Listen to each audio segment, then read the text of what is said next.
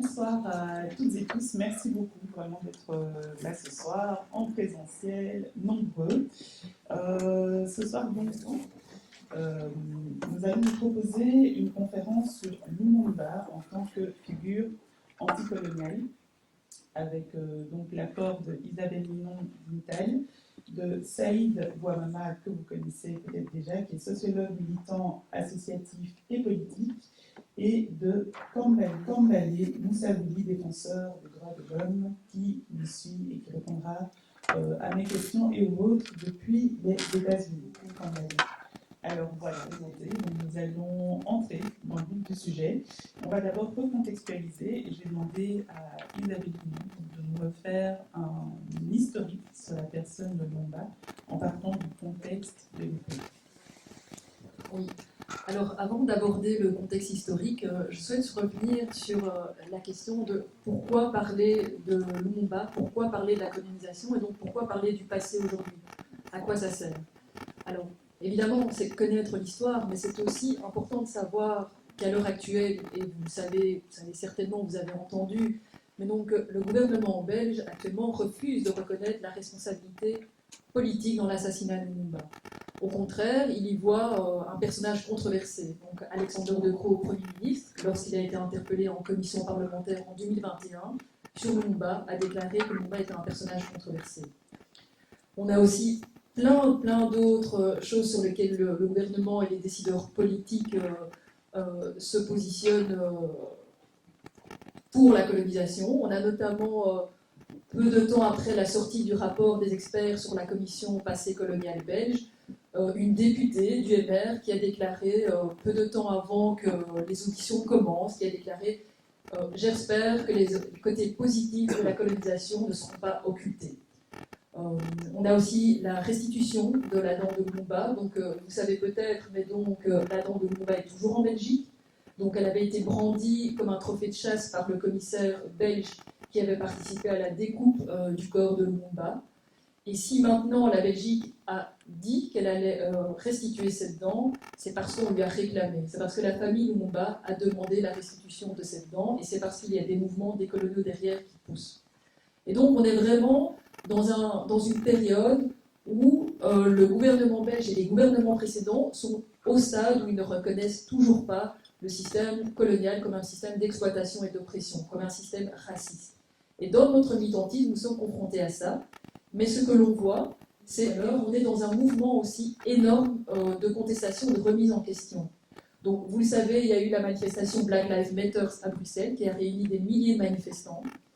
Il y a énormément de luttes depuis des années qui contestent les statuts qui rendent hommage à la colonisation, les statuts, les noms de rues. Il y a eu aussi la mise en place de la commission sur le passé colonial, commission parlementaire, qu'effectivement, on ne peut pas s'attendre non plus à des grandes avancées, mais du moins, si cette commission a été mise en place, ce n'est pas parce que le gouvernement a décidé de la mettre en place, c'est parce qu'ils ont été poussés à la mettre en place. Dernièrement, on a eu aussi un groupe d'experts qui a rendu un rapport sur la décolonisation de l'espace public bruxellois. Donc également, si ce groupe d'experts a été mis en place, c'est parce qu'il y a des mouvements qui poussent derrière. Et quand on pousse, ça veut dire qu'il faut continuer, donc c'est jamais suffisant, c'est important. Mais donc on est vraiment dans cette montée, et donc on pousse à chaque fois le gouvernement. Et ça, c'est notre rôle. C'est notre rôle avec Ital Congo. Pour vous donner pour vous expliquer le travail qu'on a réalisé dernièrement, et donc l'importance de la lutte actuelle, c'est l'année passée, on a mené une campagne qui s'appelle Décolonize Beaux-Arts. Alors je ne sais pas si vous avez en entendu parler, mais donc ça visait, voilà, décoloniser les arts et la culture. Alors pourquoi on a lancé cette campagne? Eh bien parce que le Palais des Beaux-Arts en Belgique, qui est donc l'une des plus grandes institutions culturelles belges, avait à sa tête, donc comme président du conseil d'administration, Étienne d'Avignon. Et qui est Étienne d'Avignon? Étienne d'Avignon est celui contre qui la plainte est dirigée pour l'assassinat de Lumumba. Enfin, la plainte est dirigée contre plusieurs personnes, elle a été dirigée contre 10 personnes, et il reste 2 vivants, dont Étienne d'Avignon. Étienne d'Avignon, c'est un richissime homme d'affaires. C'est quelqu'un qui a tenté d'interdire que l'on parle de Lumumba au Palais des Beaux-Arts. Et donc, on a lancé cette campagne pour demander donc, la fin du mandat d'Étienne d'Avignon, pour demander une culture qui soit populaire, une culture qui représente le peuple et pas une culture qui représente une élite dominante. Et bien avec cette campagne, effectivement, Étienne d'Avignon ne s'est plus représenté pour le conseil d'administration des Beaux-Arts. Mais donc, voilà, comme je le disais, donc revenir sur le passé. Pourquoi revenir sur le passé? C'est ce que je viens d'expliquer. Mais alors, voilà, je voudrais revenir, alors, je vais essayer de ne pas être trop longue sur le passé, donc je vais pas aller dans les détails, mais c'est important, avant de vous parler de Lumumba, de vous parler du contexte de la colonisation. Alors, non, avant la colonisation, pardon, vous savez, il y a eu l'esclavage. À cette période, dans les années 1500, les sociétés africaines étaient en développement. Donc, quand il y a eu l'esclavage est venu vraiment détruire le développement de toutes les sociétés africaines. Et ça s'est fait au profit de qui? Au profit des sociétés, des armateurs, au profit de grandes sociétés qui ont pu s'enrichir. Donc le développement industriel en Europe s'est fait sur la destruction des structures économiques de l'Afrique. Ça, c'est un élément vraiment à avoir en tête, puisque on vient dans le message dominant venir dire qu'on est venu sauver, sauver l'Afrique. La colonisation, donc c'était en 1885, vous savez, il y a eu la conférence de Berlin.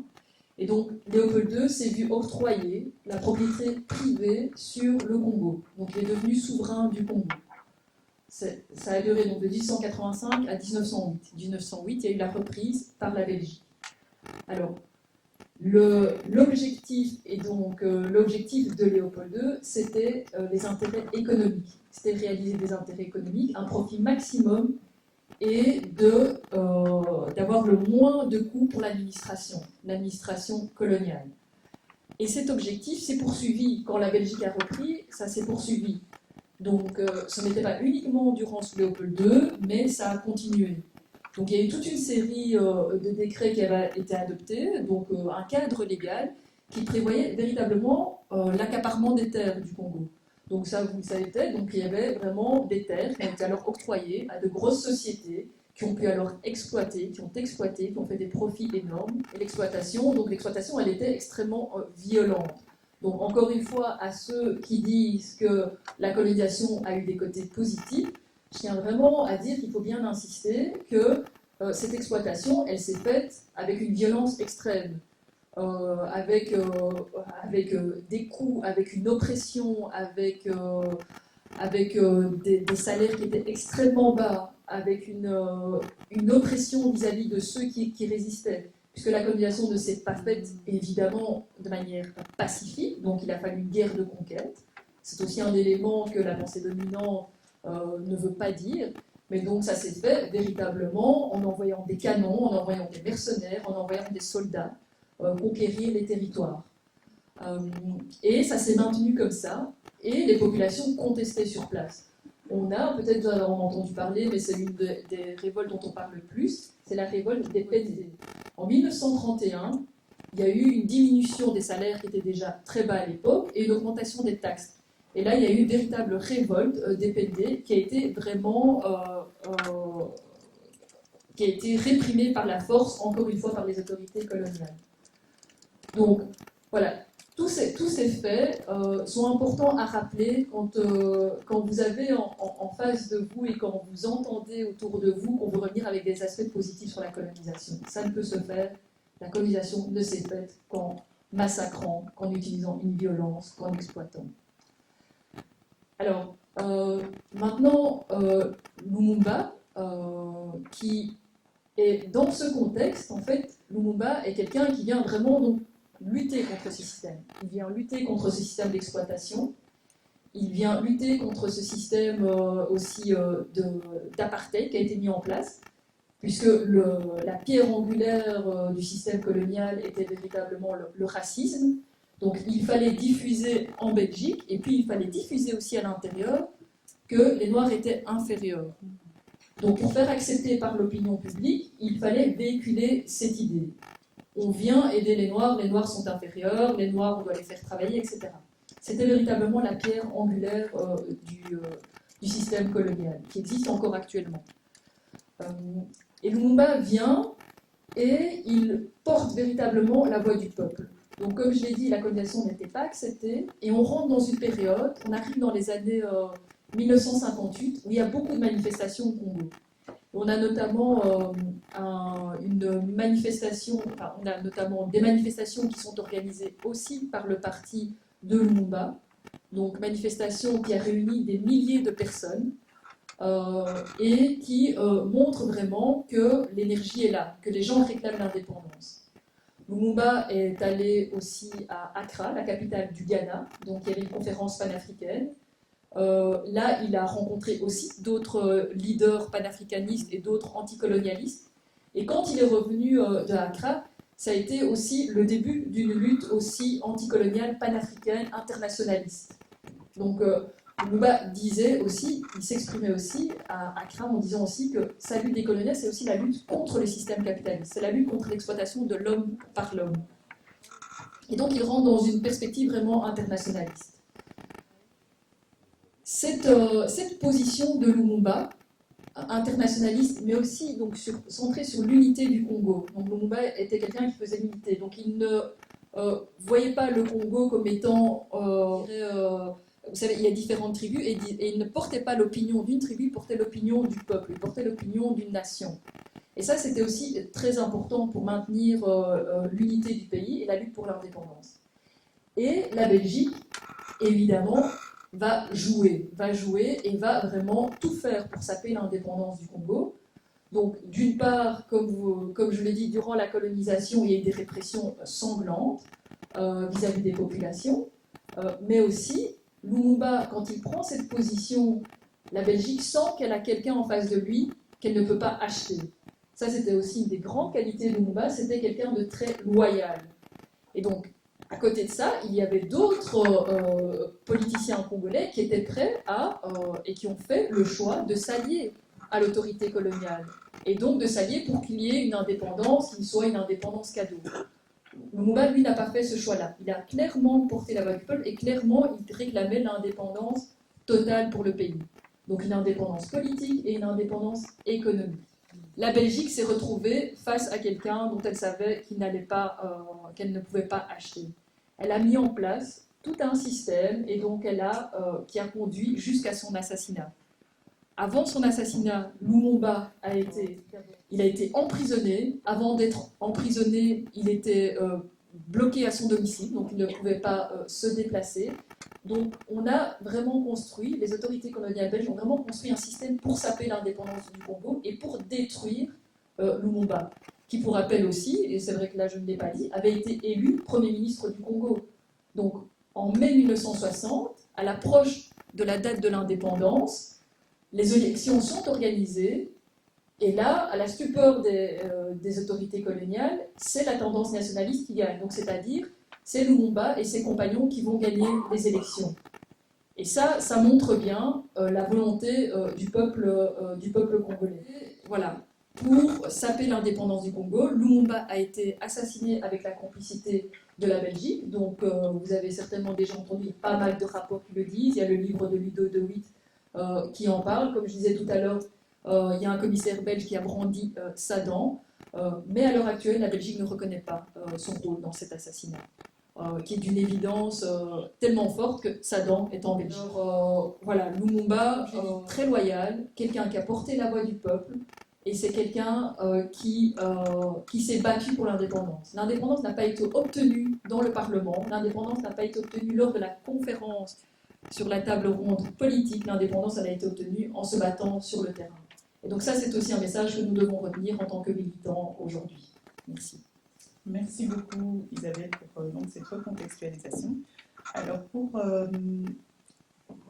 venir sur certains points que vous avez mentionnés, donc Lumumba effectivement aurait aussi pu jouir de ces privilèges d'évoluer au sein de la société congolaise, puisqu'il a étudié, il travaillait, il était journaliste, il a créé ce parti, donc le MNC, et puis à un moment il a effectivement décidé de se remettre en question sur ces privilèges et même de les abandonner.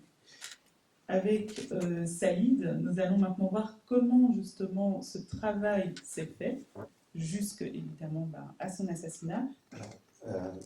Je commencerai par raconter un souvenir personnel. Moi, j'ai J'étais enfant dans la décennie 60, et j'ai grandi avec un énorme portrait de Lumumba dans la salle à manger, de mon père immigré à Roubaix, qui venait d'Algérie, qui avait milité pour l'indépendance de l'Algérie, et ça indique tout simplement qu'à l'époque, Lumumba avait déjà pris, dans les années 60, cette place du symbole de l'espoir que les Africains mettaient dans les indépendances. Ici, dans les mouvements de gauche et dans les mouvements progressistes, Lumumba était aussi ce symbole de la lutte anticoloniale. Frantz Fanon écrit, l'année de sa mort, un de ses derniers articles, écrit un article sur l'enjeu de la mort de Lumumba et il nous dit, je cite, « Un Congo unifié, ayant à sa tête un anticolonialiste militant comme Lumumba, constituait un danger réel, non seulement pour les colonisateurs du Congo, mais pour l'ensemble du capitalisme. Gardons-nous de ne jamais l'oublier. C'est notre sort à tous qui se joue au Congo. » Avant l'assassinat de Lumumba, nous étions dans une dynamique de montée des luttes. Après l'assassinat de Lumumba, ça a été des divisions qui se sont mises en place. C'est dire qu'on est là dans quelque chose qui dépasse le Congo, qui dépasse simplement la question historique, et qui nous renvoie à la compréhension de ce qui nous relie, nous, nos intérêts ici, avec les intérêts des peuples qu'on a colonisés et qui sont aujourd'hui dominés par les mêmes puissances. La Belgique est encore présente en Afrique, la France est encore présente en Afrique, etc. Alors, pour bien comprendre comment Lumumba a pu prendre cette place-là, je voudrais aborder très rapidement deux préalables. Pour bien comprendre l'enjeu de la signification de l'apport politique de Lumumba, il faut saisir ce qui relie le capitalisme et le colonialisme. Ce n'est pas pour rien que Lumumba en est arrivé à critiquer le capitalisme alors qu'il ne venait pas de ce courant de pensée initialement. Ce qui relie le capitalisme et le colonialisme, c'est tout simplement le capitalisme est ce type de système économique qui, parce qu'il recherche le profit, ne peut fonctionner qu'en s'étendant. Il ne peut pas fonctionner en se limitant à une aire géographique. À partir du moment où il existe, il cherche à s'accaparer tous les autres modes de production. Et c'est pour cela que, dès l'apparition du capitalisme ici, il va y avoir en même temps, de manière consubstantielle, ce n'est pas deux phénomènes séparés, c'est deux phénomènes intimement liés, il va y avoir et développement du capitalisme et colonialisme, et l'un va entretenir l'autre et vice-versa. La date clé, c'est 1492. Si vous avez une date à retenir, retenez 1492. Celle qu'on vous a présentée comme étant la découverte des Amériques par Christophe Colomb. Comme si les Amériques n'avaient pas été découvertes avant par leurs habitants, par ceux qui venaient de Chine, par ceux qui venaient d'ailleurs, etc. 1492, pourquoi? Parce que 1492, ça va se traduire par la destruction de civilisations entières. On va donc génocider des peuples entiers, piller des milliards et des milliards et des milliards de tonnes d'or qui vont venir où? Dans les banques espagnoles qui ont elles-mêmes emprunté aux banques françaises, aux banques anglaises, aux banques hollandaises, etc. Et c'est cet argent-là, ces richesses-là, qui vont créer la base du développement industriel. Et donc il n'y a pas de capitalisme sans colonialisme. Après le colonialisme a changé de visage, aujourd'hui il a changé de visage, mais il est encore là. Mais il n'y a pas de capitalisme sans colonialisme. Tous ceux qui rêvent d'une autre Belgique, qui ne soit pas basée sur le profit, qui ne soit pas basée sur l'égoïsme, qui ne soit pas basée sur des gens très riches et des gens très pauvres, eh ben, ne peuvent pas mettre de côté la question du colonialisme. Parce que jamais le capitalisme ne disparaîtra s'il n'y a pas remise en cause du colonialisme. Ça, c'est le premier préalable que je voudrais poser. Le second préalable, c'est de bien saisir, et c'est tout l'enjeu du combat anticolonial et aujourd'hui décolonial, puisque c'est une expression nouvelle depuis une décennie, qui est de bien saisir ce que ça a été l'effet que de 5, 6, 7 siècles de colonialisme et d'esclavagisme. Pour que ça puisse fonctionner, ce type d'oppression, ça nécessite une action sur les peuples esclavagisés et les peuples colonisés, et une action sur les peuples des pays colonisateurs. Il faut qu'on diffuse un sentiment d'infériorité du côté des peuples esclavagisés et des peuples colonisés, et un sentiment de supériorité du côté des peuples des pays colonisateurs. Ça va se faire par les médias, ça va se faire par les cours scolaires, ça va par les programmes scolaires, ça va se faire dans les institutions, etc. Et nous tous ceux qui vivons dans un pays qui a colonisé, nous sommes, plus ou moins heureusement, mais nous sommes touchés, imbibés de ces dynamiques coloniales qui sont entrées dans la culture, entrées dans les blagues, entrées dans les mœurs, entrées dans les habitudes, etc. Et l'aspect décolonial, c'est justement d'arracher tout cela pour véritablement sortir du colonialisme. Et pourquoi Lumumba joue une place particulière? Parce qu'il est justement quelqu'un qui n'était pas, quelques années avant son engagement anticolonial net, qui n'était pas un militant politisé. Il ne venait pas d'une famille dans laquelle il y avait une culture politique, dans laquelle on l'avait formé à l'anticolonialisme, etc. Lumumba, quelques années avant, s'adressait au roi des Belges pour lui demander une réforme du colonialisme, pour lui demander un colonialisme plus humain. Il pensait qu'il était possible d'avoir un colonialisme humain. Il était dans ce mythe-là. Et qu'est-ce qui va faire bouger Lumumba à ce niveau-là? Ce qui va faire bouger, et ça c'est important pour les jeunes d'aujourd'hui, c'est l'accélération de l'histoire. Et je pense que nous allons entrer dans une nouvelle période d'accélération de l'histoire. Si vous regardez après 1945, qu'est-ce qui va se passer? Eh bien, on va avoir une série d'événements en chaîne qui vont se succéder. Et là où ça bouge, ça donne des idées à d'autres, qui empruntent et qui refont à leur manière, etc. Indépendance des pays asiatiques, révolution vietnamienne, défaite française à Dien Bien Phu, on a un événement qui vient marquer, etc. Un an après, le président Nasser en Égypte dit, mais le colonialisme, s'il s'arrête au niveau politique, si c'est juste avoir un drapeau, ça ne sert à rien. Il n'y a pas d'indépendance si on n'est pas propriétaire de ses richesses économiques. Il nationalise le canal de Suez. Ça donne un espoir énorme. Dans toute l'Afrique, on regarde. On dit, mais c'est possible de s'opposer au dominant. Nous qui pensions que le dominant était invincible. Et non, c'est possible. On est en 56. 58, réunion d'Accra, et Lumumba y participe. Et à Accra, il rencontre quoi? Il rencontre Nkrumah, il rencontre Frantz Fanon, il rencontre un certain nombre de leaders qui, eux, dénoncent déjà le colonialisme et qui débattent avec lui en lui disant, mais c'est pas comme ça que le Congo va devenir libre. Hein. Et Lumumba rentre d'Accra, il était déjà prêt, bien entendu. Hein. Sinon, il n'aurait pas suffi de lui dire qu'il était déjà prêt, il était déjà mûr.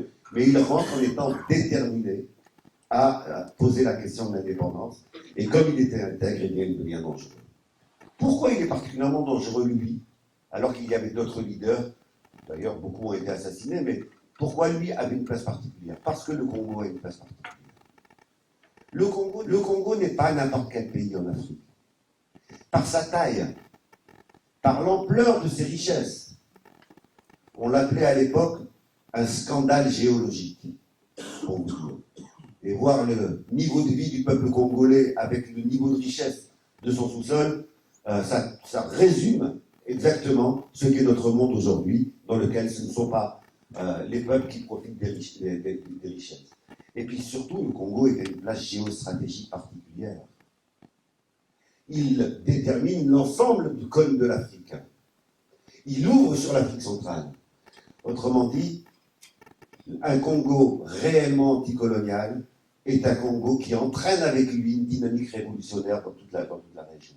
Et c'est pour cela que Lumumba a été assassiné. Il a également été assassiné, bien sûr, parce qu'il était, comme le dit Frantz Fanon, devenu un anticolonial cohérent et convaincu. Et la pensée de Lumumba, je la résumerai, moi, en 4 grandes dimensions. C'est d'abord un projet qui refuse de remplacer le colonialisme par une nouvelle forme de dépendance qui essaye de se mettre en place à cette époque-là, le néocolonialisme. Alors, qu'est-ce que le néocolonialisme? C'est accorder une indépendance formelle, d'apparence, mais emprisonner les nouveaux pays indépendants dans une série d'accords qui fonctionnent jusqu'à aujourd'hui, une série d'accords économiques, militaires, qui les empêchent de prendre des décisions correspondant aux intérêts de leur peuple et les amènent à toujours être dépendants de l'ancienne puissance coloniale. Je vais juste donner un exemple. Nous sommes en Belgique, pays du siège de l'Union européenne. L'Union européenne, aujourd'hui, fait signer des accords avec les pays africains, c'est pas dans les années 60, aujourd'hui, qui s'appellent les accords de partenariat économique, qui obligent les États, pour avoir un prêt, obligent ces États à enlever toute protection pour leur agriculture, c'est-à-dire à libéraliser complètement. Concrètement, ça veut dire quoi? Si on sort du vocabulaire de sciences économiques, ça veut dire quoi? Ça veut dire qu'il oblige ces États à accepter que le petit producteur de riz ou de mil, ou le petit éleveur de poulet du Mali ou du Sénégal, va être mis en concurrence avec les grands monopoles agro-industriels soutenus par la communauté européenne. Et on dit, allez, c'est la concurrence libre et non faussée. Toutes vos cuisses de poulet qui sont ici surgelées et qui sont financées à coups de fermes avec des millions et des millions de poulets, sont envoyées à Dakar, vendus dans les supermarchés, et le petit producteur de poulet, eh bien, son poulet qu'il produit, il est plus cher que cette cuisse de poulet qu'on a fait aux hormones et qu'on a fait, etc. Et ici, en plus, on va nous parler d'écologie et de bien-être animal, etc., dans le même temps où on fait cela. Et ça, c'est la destruction complète des conditions de vie des petits paysans africains. Et ça, c'est pas les années 60, c'est aujourd'hui. Et bien, le néocolonialisme, c'est les accords de partenariat économique, alors que le colonialisme, c'était la présence militaire directe. Mais le résultat est le même. Les décisions économiques ne sont pas prises en fonction des intérêts du peuple qui habite là-bas, mais prises en fonction des intérêts des grandes entreprises et des monopoles qui viennent d'ici. Et donc Lumumba refusait ce faux deal qui est indépendance, mais vous ne touchez pas à l'économie. Seconde dimension de la pensée politique de Lumumba, c'est un projet, c'est un engagement qu'il prend, qui est de soutenir, de n'arrêter la lutte, que lorsque tous les pays africains seraient réellement indépendants. Autrement dit, c'est l'engagement panafricain, et il nous dit qu'un Congo indépendant qui laisserait à côté une Afrique du Sud avec l'apartheid, eh bien, n'aurait aucun sens. Et donc l'engagement de Lumumba, ça va être également cela. Troisièmement, c'est l'idée également développée qu'il faut mettre en place une nouvelle économie qui soit auto-centrée sur les besoins du pays et non pas fonction du marché économique mondial. Et dernier aspect de la pensée politique de Lumumba, c'est son engagement, nous dit-il, pour aboutir un jour aux États-Unis d'Afrique. Eh bien, on voit bien que ces 4 éléments de la pensée politique de Lumumba, qu'il n'avait pas 4 ans auparavant, qu'il s'est forgé en quelques années, au vu de la mobilisation du peuple congolais, au vu des rencontres panafricaines, eh bien, cette dimension-là le rendait dangereux pour le système, et c'est pour cela qu'il a été tué. Et qu'on ne vienne pas nous dire qu'il a été tué par un tel ou un tel, il a été tué sur décision d'État. Lumumba est une idée, Lumumba est un collectif. Et Lumumba qui est apparu comme leader est une expression des aspirations du peuple congolais, mais un travail de... Je voulais dire, et je voudrais juste terminer en faisant le lien avec la situation actuelle. Nous sommes de nouveau dans une période d'accélération de l'histoire. Quand le Mali bouge aujourd'hui et remet en cause les mécanismes de dépendance avec la France, qu'est-ce qui se passe? Ça bouge au Niger, ça bouge au Burkina, ça bouge au Tchad, etc. Toute l'Afrique est en train de regarder ce qui est en train de se passer en Afrique de l'Ouest. Pourquoi? Parce que de nouveau, il y a cette idée que c'est possible de changer et c'est possible d'avoir des relations plus égalitaires. Eh bien, nous sommes de nouveau dans une période d'accélération de l'histoire et de nouveau, eh bien, comme dans les années 60, ça a besoin, pour que ça puisse réellement fonctionner, ça a besoin que nous aussi, qui vivons dans les pays qui traitent inégalement ces pays, eh bien, nous nous mobilisions.